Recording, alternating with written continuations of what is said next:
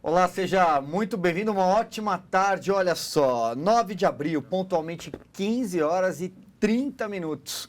Eu vou conversar com a Lilian Whitfield, o Estúdio Veja está no ar a partir de agora. Quero convidar você também para vir bater papo com a gente. Lilian do céu. Oi, Silvio. Que final de semana foi esse, hein? Que maratona. Trabalhamos, maratona, desde... Quando que ele decretou a prisão? Não lembro mais, quarta ou quinta? Exato. Do meio quinta, da semana para frente, tudo que a ele gente se entregar fez... até sexta. Tudo que a gente fez foi ficar integralmente focado nesse assunto. É uma maratona. Né? Eu só ficava pensando no combustível que a Globo gastou com aqueles helicópteros. O dia inteiro, pelo menos dois helicópteros. Jesus do céu, que logística, que logística. Exato. E dá para até dizer que o jornalismo está um pouco de ressaca nessa segunda-feira, porque foi exaustivo, né? Foram 26 horas do momento em que o juiz Sérgio Moro decretou a prisão do ex-presidente Lula até que ele, enfim, não, foi deixasse... mais de 26. Ali no processo foi de formal, quinta, vamos dizer assim. Né? Sim, ele esperou mais de 26 horas. O né? prazo estourou mais de 26 horas. Exato. Né? Então, eu acho que é hora da gente começar a conversar um pouco sobre o pós-Lula, se é que ele virá, e todas as implicações e muita coisa que ainda vai acontecer pelo caminho. Temos o Supremo Tribunal Federal, temos várias coisas. Por isso, eu quero mais uma vez convidar você a participar, a escrever, a vir bater papo, a vir conversar aqui com a gente. Estou acompanhando tudo pelo Facebook, aqui ó, na janelinha aqui embaixo. Nós estamos ao vivo também pelo site de Veja. Lilian, vamos lá. Eu vou começar com uma pergunta, então, tentando jogar para frente, porque, afinal de contas, a gente conversou, né? Ao vivo, no sábado, eu, você, Augusto Nunes, e por aí foi. Muita gente da esquerda, vamos dizer assim, está tentando capitalizar. Existe um espólio enorme se de fato o ex-presidente Lula não for concorrer. Eu não acredito mais na candidatura dele, já tinha dito isso em outros programas, você também, mas o PT de alguma forma vai tentar insistir nessa ideia, ainda que pelo menos para colocar o nome dele na cédula, né? Hoje em dia não tem mais cédula, é voto eletrônico, na urna, vamos dizer assim. Mas tem lá, a Marina, que reapareceu, a Marina apareceu. É verdade. Tem o Ciro Gomes, tem Joaquim Barbosa, agora afiliado ao PSB, teve o Guilherme Boulos e a Manuela Dávila, ambos estavam ali na showmissa, como a gente chamou no sábado. Tem muita gente querendo esse espólio eleitoral e acho que isso é muito importante, especialmente... agora, em abril, né? Que é quando as coisas começam a esquentar um pouquinho mais, até julho, quando teremos as convenções. Agora quem mudou de partido mudou, né, Silvio? Isso. E eu acho que você falando isso agora me ocorreu assim, nossa, a esquerda está praticamente tão pulverizada quanto a direita, né? Ou os representantes, entre aspas, de centro-direita. Porque a direita também está uma confusão só, né? Uma confusão só. O fato novo mesmo, o fator novo, o personagem novo que vai ali se materializando é o Joaquim Barbosa nesse cenário. Agora, até onde ele vai conseguir brigar com o Ciro Gomes, eu não sei. A Marina... está muito fraca por causa do tempo de televisão dela na propaganda eleitoral, não fosse por outras razões. A rede está muito anêmica, se enfraqueceu muito, emagreceu muito a rede, né, nesse processo. Sim. E o Boulos está tentando nadar de braçada. Para todos eles, Boulos, Joaquim Barbosa, Marina e Ciro Gomes... Manuela Dávila, quem mais você falou? Você falou mais algum? Não, nem lembro. Enfim, para ele está sendo bom do ponto de vista de marketing. Faturaram marketing horrores. Quem sumiu foi o Ciro Gomes, né? Exatamente. Acho até que ele não quis se associar a esse momento. Né? Porque o Ciro, eu lembro lá atrás, quando ele disse que queria, evidentemente, ser candidato à presidência, ele sempre quis, né? Tanto que já inclusive, embarcou já ele e o Serra sempre querem ser presidente. Sempre querem ser presidente. Mas o Ciro, eu me lembro de uma entrevista dele, agora vai me escapar, para eu não cometer nenhuma injustiça, eu não lembro agora se foi para o Valor Econômico, ou para a Folha de São Paulo, Estadão, agora não vou lembrar para qual jornal. Na entrevista ele disse que ele gostaria de ser candidato, mas sem o Lula. Ou seja, ele não gostaria de enfrentar o Lula. Evidentemente, ele estava dando, pelo menos na minha opinião, a seguinte ideia: olha, se o Lula não for candidato, for impedido... Gente, votem em mim. Eleitor do Lula, vote em mim. Eu sou o herdeiro dessa frente certeza. de esquerda. Até porque ele tem máquina partidária, né? Ele tem mais máquina partidária ele tem o PDT. que os outros todos da esquerda. Ele tem o PDT. Agora, tem também um outro lado, Lilian, nesse campo ainda da esquerda, para a gente encerrar essa análise sobre o que aconteceu. Tá tudo muito ainda turvo, né? Eu ainda estou um pouco atônito com algumas coisas. Cadê o Jacques Wagner que não estava no palanque ali do Lula? Acho que ele ficou em casa com a Fátima, né? Ele e a Fátima devem ter sido Jacques Wagner não estava lá. Não, claro que não. Principal Quer dizer, claro, aliado sei, ali, né? E o Lula agora nomeou formalmente a porta-voz dele como sendo a Gleisi, a presidente do partido. Meu Deus, a Gleisi. Haddad, né? Nós não falamos em Haddad. Exatamente. O Haddad estava lá, é fato. Haddad. Aliás, e a Dilma fazendo oração para São Francisco de Assis. Gente, a Dilma não é a ateia que mandou tirarem a Bíblia do gabinete da presidência? Ela rezou. Assim? Ela estava fazendo oração para São Francisco, mas é a renomada ateia, ao contrário de todos os precedentes que antecederam. Agora, tem uma coisa que é o seguinte também, né? Não sei se você concorda. Eu não sei se o Haddad vai ou não ser candidato. Coitado do Haddad. Eu acredito que o PT terá candidato, como teve em todas as eleições. Como sempre teve o Lula em todas as eleições, até que não poderia mais e depois teve foi a Dilma. Mas talvez até, inclusive, insistir que no nome do Lula seja uma estratégia, como o partido não tem um candidato, o PT não tem, insistir em colocar o nome do Lula até o último momento. Do ponto de vista de depois, marketing... quando chegar na eleição, não temos o nome, mas pelo menos temos o Lula ali no jogo. Porque o Haddad sequer se deu o trabalho de ficar ao lado do Lula, ali. Porque se é verdade que tudo aquilo foi uma grande showmissa, a gente tem que pensar o seguinte: tinham drones voando. Você falou, estavam captando todo tipo de imagem. E aí quem estava do lado do Lula era a Manuela Dávila e o Guilherme Boulos, de quem, aliás, a quem o Lula teceu vários elogios, ergueu o braço, né, abraçou. Então, se os dois são os candidatos do campo da esquerda que ele, em tese, apoia ou disse apoiar... Olha, pensando alto agora... Cadê o Haddad? Pensando alto agora, vai que o Haddad fica de vice de um desses, mas não vai dar, tem que pegar alguém do Nordeste. Então, não sei, né? Porque tem que pegar alguém do Nordeste para ter vice, que nem o Alckmin aí está se digladiando para descobrir alguém do Nordeste para ser vice dele. Não sei. Realmente, olha, e agora Brasil? Ninguém sabe. A impressão que eu fiquei assistindo aquele showmissa, a impressão que eu fiquei mesmo é que o Haddad não é candidato. Que o PT vai realmente insistir nessa tese de colocar o Lula na urna de alguma forma, do ponto de vista até 15 de agosto, eleitoral, né? Exato, independentemente do que vai acontecer com ele, se ele vai seguir preso, o que eu particularmente espero, ou se algum ministro do Supremo vai mudar voto na quarta-feira, vai dar confusão. Gente, mobilização nas redes sociais, hein? Mobilização nas redes sociais sobre quarta-feira Supremo, hein? Porque o Supremo é sensível à rede social, já ficou mais do que provado isso. E quarta-feira vem aí Marco Aurélio Mello, o homem do check-in para o Rio de Janeiro. Atenção, ele promete levantar o assunto de prisão em segunda instância, a despeito do que a Carmen Lúcia já pautou, que não diz respeito ao mérito da segunda instância. Ele quer porque quer ação direta de constitucionalidade. Vigilância da rede social em cima do Marco Aurélio, que já trocou os chips dele todos, né? Já trocou e-mail, etc. Mas é fácil achar, hein? Exatamente. O Marco Aurélio, que, aliás, disse ter recebido mais de 2.000 mensagens no seu gabinete, desde que ele inventou de fato ele tinha uma ponte aérea inadiável, né? Às 7h20 ponte da aérea, noite, sim, em determinado inadiável, dia, não. né? Inadiável, segundo ele, né? Vai aqui a minha ironia, mas... Marco Aurélio, por favor, pensa, Flamengo, Brasileirão tá chegando... assistir futebol, sei lá, não inventa moda, por favor, né? Quarta-feira temos essa possibilidade também, né? Também. Não podemos deixar de comentar sobre isso. Coisa, novo, a história da prisão. E será que o Gilmar Mendes já está de volta? Porque o Gilmar Mendes, de Portugal, devolveu o mandato para um governador de Tocantins cassado por corrupção pelo Tribunal Eleitoral. de Lisboa, ele assinou digitalmente, devolveu o mandato para o governador de Tocantins, estado esse que já estava com eleições todas marcadas, cancelaram tudo.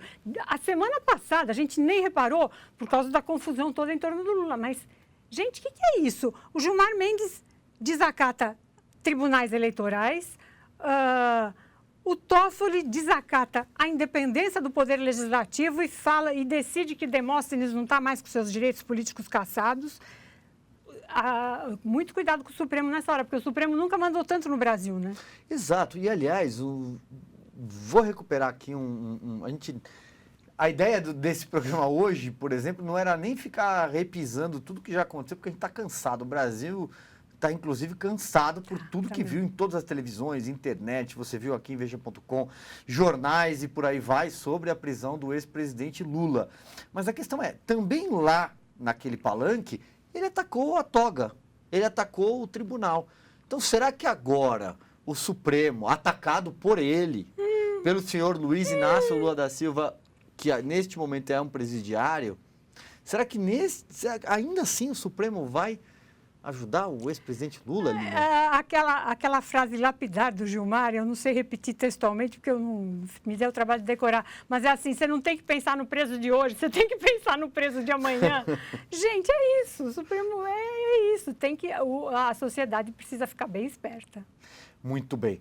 Bom, seguimos então por aqui, ainda falando um pouco de política, ainda falando de eleição. Quem também aparentemente resolveu entrar no jogo é o ex-ministro do Supremo Tribunal Federal, que a gente estava citando agora, Joaquim Barbosa, candidato pelo PSB a quê? A presidência da República? Ao governo? Não sei, governo do Rio, não ele sabemos. Seria, né? Se fosse governo, seria Rio, né? O que você acha da entrada de Joaquim Barbosa nesse jogo? Uma espécie de candidato antissistema, né? Que essa é a ideia, essa é a ideia dele. Sim. Né? Eu acho que, ele tem potencial por toda a biografia dele, por ser negro, que é importante também, etc. Mas eu vou acompanhar com muito interesse o racha no PSB paulista. Porque eu quero ver o novo governador de São Paulo, Márcio França, apoiar um eventual candidato a presidente do seu partido, a saber, Joaquim Barbosa, ou Alckmin, que é o guru dele, que foi quem botou ele lá, e com quem ele jura por Deus que está fechado. Não sei. O Márcio França também acho que vai ser candidato à reeleição de governo. É candidato a governador. E vai brigar com o Dória, que é outro tucano. Olha, São Paulo vai ser muito interessante, melhor que qualquer novela da Globo, hein, gente? E se a gente for ver, eu ia deixar isso mais para frente, para o final do nosso programa, mas vamos então entrar nos palanques estaduais, até porque muita gente que nos acompanha quer saber sobre isso também. Vamos falar de, por exemplo, 3 dos principais deles: São Paulo, Minas Gerais, Rio de Janeiro. São Paulo, temos o seguinte cenário neste momento. João Dória é candidato do PSDB ao governo de São Paulo. Márcio França, herdeiro do governo de São Paulo, ou seja, tem a máquina na mão, é o candidato do PSB, que, apesar de ser vice do governador Geraldo Alckmin, agora candidato à presidência da República e não mais governador, o PSB é um partido que já se alinhou à esquerda e se alinha à esquerda em vários estados, especialmente no Nordeste. Gente, odeio Dória. E odeio Dória, exatamente. Vamos lá. Luiz Marinho, ex-prefeito de São Bernardo do Campo, é o candidato do PT. Do Lula. E o candidato do Lula. Fora quem mais vai pintar por aí. A verdade é que a gente vai ter em São Paulo, e pelo menos tudo indica, uma briga no que era anteriormente um ninho tucano. Eles vão brigar de novo. As penas de novo. Se lembra das penas voando no máximo de uma churrascaria no Morumbi com multidão para um jantar fechado? Os caciques tucanos, as estrelas do PSDB, agora com esse ingrediente novo aí que se chama PSB, com o eventual candidato Joaquim Barbosa. E o Paraná, então, que você falou, ele falou dos 3 colégios eleitorais, mas a gente leu hoje no radar online aqui da Veja que no Paraná também a disputa vai ser interessante e quem está na frente é o filho do Ratinho. É verdade. É o filho do Ratinho. Verdade. Partido do Kassab, se não me engano. Sim, como já disputou, que ele inclusive já disputou prefeitura anteriormente. Para citar os outros estados, a novidade no Rio de Janeiro é a filiação do Eduardo Paes. Você até lembrou isso no programa de sábado, né? Se filiou ao DEM, Eduardo Paes é candidato a governador. Romário é candidato a governador. Ali o cenário, bom, o PT praticamente não existe no Rio de Janeiro há muito tempo, né? Acho que a última candidatura ali um pouco mais... que teve alguma expressão do PT foi a Benedita da Silva, mas já faz mesmo? Nossa, muito uhum. tempo. A gente não sabe o que os garotinhos vão fazer, se eles vão ser presos ainda de novo, mais uma vez, ou se eles vão apoiar alguém, e as duas coisas também não são muito dissociáveis. O cenário incerto, no Rio é uma loucura. Incerto e não sabido, exatamente. E num momento em que o Rio de Janeiro passa por um processo de intervenção nas ruas, ali, intervenção do Exército, é outra eleição complicadíssima. Complicadíssima, Nossa Senhora. Eu, se fosse político no Rio, estava pagando para não ser candidato a governador, né? Não ser, Nossa Senhora, que problema. Quem cresceu no Rio, só para registrar, dizem aí os especialistas que a gente tem lido, é o PSOL. Porque, principalmente a partir do assassinato da Marielle, não porque tenha faturado nem nada, mas porque apareceu mais a importância do PSOL como alternativa à política, velha política, ao coronelismo, etc. Mas...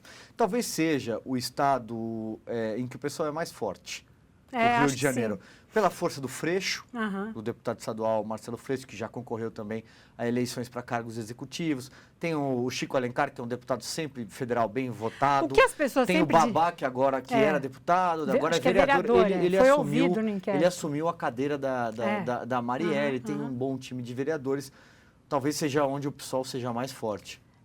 O que a gente também lê sobre o Rio de Janeiro é assim, o PSOL é forte na Zona Sul.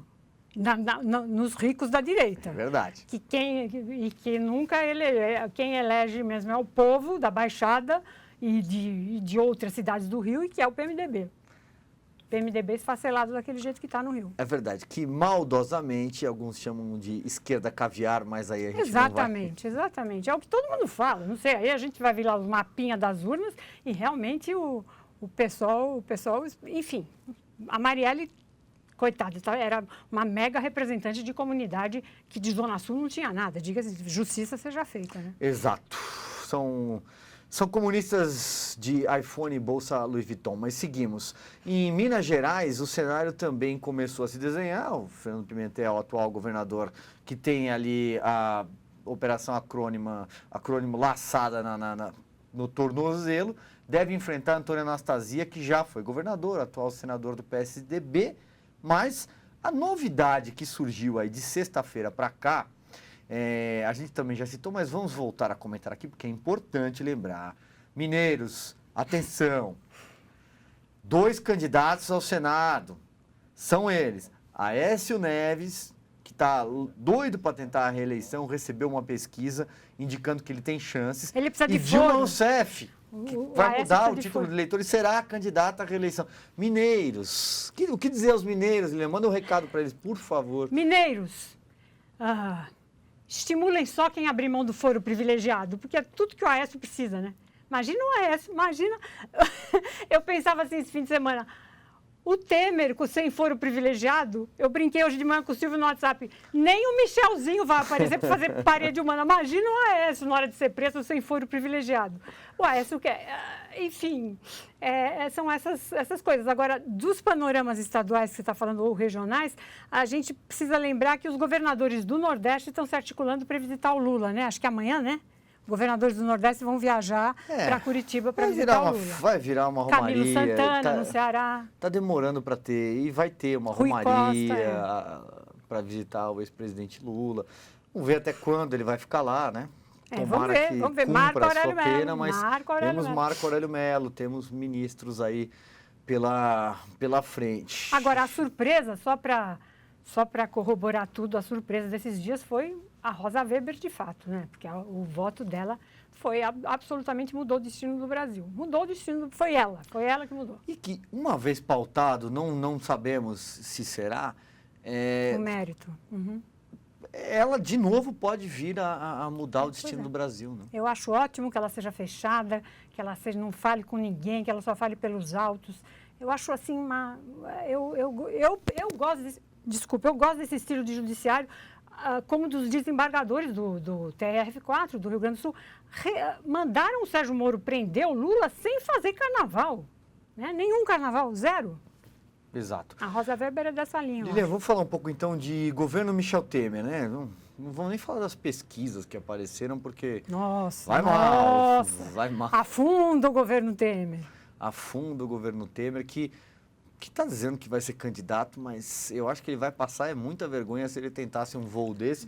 Eu não acredito numa candidatura do PMDB. Posso até te falar, ó, são 15h50 do dia 9 de abril. Eu estou dizendo, eu não acredito que o PMDB terá um candidato à presidência da República. Eu andei errando Posso vir tanto. aqui Eu já dei muito palpite errado ultimamente, inclusive que o Lula ia ser preso só no fim de maio. Enfim, errei um monte de coisa.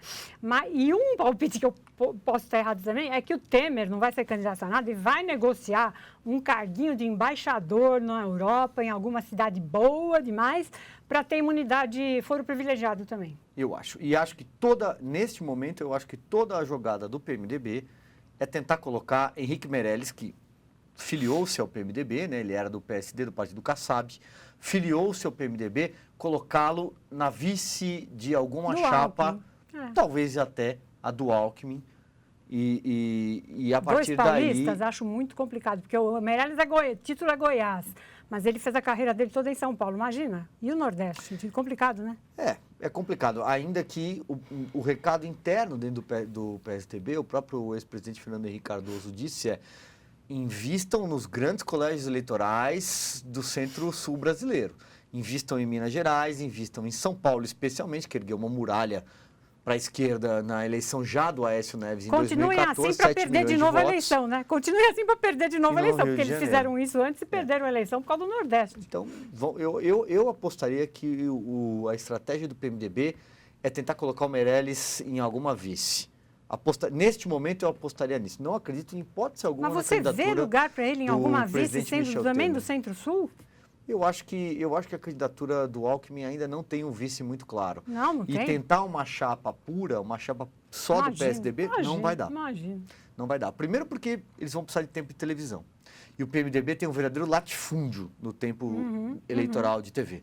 Gigantesco. Segundo porque isso envolve também recurso de financiamento de campanha. E o PMDB é um partido grande, que tem dinheiro. Tem que ver aí então, também, enfim.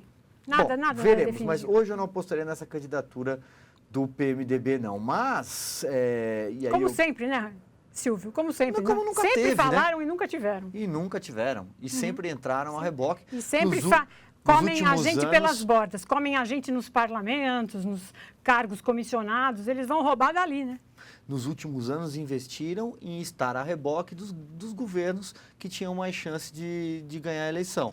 Foi assim com o PSDB e depois com o PT. No começo, da gestão petista, né, aquele Lula 1, primeiro governo do Lula, ainda havia uma certa resistência, porque o projeto de poder do Zé Disseu era não distribuir poder, né, e sim comprar votos, como o mensalão se comprovou, inclusive na justiça, e todo mundo aí cumpriu pena, muita gente ainda cumpre, né? O Zé Disseu tá para voltar para a cadeia, inclusive, tem aí um julgamento próximo. Então, eu acho que o papel do PMDB é esse, ele é continuar seguindo a reboque e oferecendo esse latifúndio que ele tem, sendo um partido muito forte no legislativo, e por aí vai a nossa conversa, e daí devolvo a bola para você. Ao que parece, alguns partidos, inclusive o PT, nesse projeto que o Lula foi enredado, foi preso, alguns partidos começam a prestar atenção na eleição para o legislativo. Porque são 2 vagas para o Senado, para cada estado e o Distrito Federal, e você tem 513 cadeiras na Câmara dos Deputados. E o PP, embrião do mensalão, partido do Paulo Maluf, foi o que mais cresceu nessas mudanças, nessa dança de cadeiras até dia 7 de abril. O PP, acho que passou a ser o segundo maior partido na Câmara e só perde para o PT. Exato. Então, vai ser no PP o feirão de tempo na televisão, de composição de chapa, de legenda para legislativos estaduais, inclusive. Eu acho que por aí vai. Eu acho que essa eleição legislativa... Você tem repisado muito isso. Eu tenho. Eu estou ficando chata. Não tá não, porque isso é importantíssimo. E as pessoas... tem muita gente que 6 meses depois não lembra para quem eu votei mesmo, para deputado estadual, para deputado federal. Gente, isso é importantíssimo. É importantíssimo. E a Lilian tem repisado isso, tem tocado muito nesse ponto. Esse ano são 2 senadores. Esse ano são 513, de novo, né? Cadeiras para deputados federais, as assembleias todas, né? Aqui em São Paulo, mais de 80 deputados estaduais. Eu acho que a gente tem que falar isso todos os programas. Como é natural sempre nessa eleição quadrianual de governador / presidente, as atenções se voltam naturalmente para os cargos executivos. E quando a gente cai, quando a gente cai em si, a gente descobre que o Congresso está mandando no Brasil e roubando emenda parlamentar, vendendo voto para não denunciar presidente da República acusado de crime comum. É muito importante, realmente. Isso é verdade. Pois bem, já está acabando o nosso tempo. Nossa, mas hoje voou, hein, produção? Até mais uns minutinhos extras. Você queria falar do Ministério da Fazenda. Vamos dar uns acréscimos. A gente tem que falar também que tem ministro novo da Fazenda. E para vocês que estão escrevendo aqui, a Veja tem bronca do Bolsonaro, não fala do Bolsonaro. Vocês não falam do Bolsonaro, a gente fala, gente. É que hoje não tem notícia para falar do Bolsonaro. Mas se tiver notícia, a gente fala. Ele é candidato à presidência da República, como outros são candidatos à presidência da República, ou pré-candidatos neste momento, conforme a legislação eleitoral. A gente vai falar sempre que tiver notícia para comentar sobre ele. Vamos lá. Temos um novo ministro da Fazenda, Eduardo Guardia. Ele era secretário executivo do Henrique Meirelles, que agora saiu para tentar algum tipo de voo eleitoral. Antes do programa, eu conversava aqui com a Lilian, fiz um Google aqui, para memória já estava... Ele participou da privatização lá do Banespa, lá atrás, né? Ele foi secretário de Fazenda do Alckmin. Não dá para imaginar que a linha econômica vai mudar numa altura dessa, né? Ele nem tem tempo de mudar nada. Ele vai ser um gestor de orçamento ali, olhe lá, né? Junto com a Vescov, a secretária do Tesouro, que parece ser ótima também, e que também, acho que, se não me engano, veio de governo do Espírito Santo com origem tucana, etc. E parece que houve resistência no Planalto à efetivação do Guardia na Fazenda, no lugar do Meirelles, justamente por causa do histórico tucanato dele. Eles achavam que a turma lá do Romero Jucá achava que seria fortalecer uma candidatura a Alckmin, mas ele, na verdade, vai gerir. O Romero Jucá manteve o planejamento, com o secretário executivo do Diogo Oliveira, que é dele e que foi para o BNDES. Então, acho que o Planalto ficou pacificado. Agora, vamos só fazer botar só mais um ponto de interrogação nessa história. Moreira Franco é ministro das Minas e Energia. O que Moreira Franco entende de energia, gente? O que ele entende de energia? A única coisa que a gente lê em todos os lugares é que ele foi o escolhido do Temer porque ele é muito a favor da privatização da Eletrobras. Ele até outro dia estava mandando em aviação, em infraero, né, em licitação de aeroporto. O que Moreira Franco entende de energia? A saber, ele foi transferido para Minas e Energia porque a Raquel Dodge já estava cutucando a Procuradora-Geral da República, estava cutucando o Planalto faz tempo, que a decisão do Temer de nomear o Moreira Franco, dar status a ele de ministro, foi tomada, é ilegal, ela está contestando isso, e que teria sido tomada só para dar ao Moreira Franco o foro privilegiado do Supremo, que não prende ninguém nunca. Vamos frisar isso daí, é bom isso que você está falando. Eu sou chata, né? Mas é muito importante. Não, é importantíssimo isso que você está falando. Moreira Franco também é investigado pela Operação Lava Jato. Tem até um apelido lá na lista da Odebrecht, Angorá. E ficou muito, a situação dele teria se complicado muito com essas prisões todas dos amigos do Temer, agora recentes, dos velhinhos lá, que eu digo que são os profissionais. Zé Yunes. Os ladrões, E por aí vai. Importante a gente lembrar isso, né? O que ele entende de energia? Socorro! Quero ver o próximo apagão. O que o Moreira Franco vai falar no próximo apagão? Ele não sabe nem quando ligar a luz da casa dele. Socorro! O disjuntor, né? Eu lembro lá no meu apartamento tem um disjuntor que você liga e desliga ali e fecha a chave geral. E sempre é importante a gente frisar, Lilian, para a gente encerrar o nosso programa, o Temer se cercou desses caras, né? Claro, nossa! O Temer se cercou deles... Se cercou, e não é Henrique só... Henrique Alves e Gedel. Henrique Eduardo Alves preso, Gedel Vieira Lima preso, Romero Jucá caiu do ministério e tem aí uma coleção de de investigações contra ele. O Renan, que era aliado, depois virou contra, né? Porque o Renan queria justamente que estancasse. Aliás, diz sobre estancar a Lava Jato é a clássica frase do diálogo do Romero Jucá com o Sérgio Machado. Jucá, isso, né? E por aí vai. Moreira Franco, como a gente diz, não vamos esquecer do senhor Padilha, do senhor Eliseu Padilha. O Padilha Temer... é o primo, não é? Na Odebrecht. Na planilha da Odebrecht, o Padilha é chamado de primo. Se cercaram desses caras, né? É um governo que foi construído assim. Sim, são os amigos dele de longa data, né? É assim que funciona o Brasil, a menos que a gente consiga mudar a partir do primeiro turno no dia 7 de outubro. Com a certeza de que começa a mudar, e se começar a mudar, seguramente é pelo seu voto. Muito bem, Lilian, brigadíssimo. Você volta na segunda que vem ou a qualquer momento, porque agora não tem mais essa de segunda-feira, qualquer momento, edição extraordinária. Tomara... Gente, que maratona, socorro. Assim, realmente, voltamos segunda ou a qualquer momento em edição extraordinária. Muito bem, obrigado. Obrigado a vocês. Tchau, gente. E muito obrigado a você pela sua companhia, pela sua audiência. A gente se vê amanhã no Estúdio Veja. Até lá.